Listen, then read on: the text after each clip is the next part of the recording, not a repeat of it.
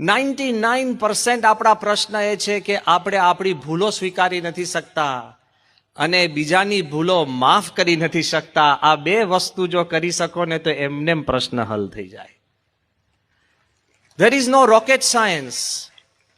ગુણાતીતાન સ્વામીએ વાત કરી કે જેટલું આપણને બીજાને સમજાવવાનો આગ્રહ છે એટલું પોતાને સમજવાનો હોય. જેટલું બીજાના દોષ જોવાનો આગ્રહ છે એટલું પોતાના દોષ ટાળવાનો હોય.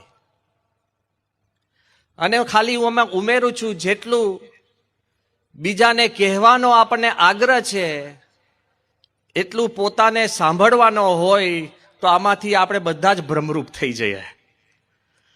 પણ પ્રશ્ન ક્યાં છે?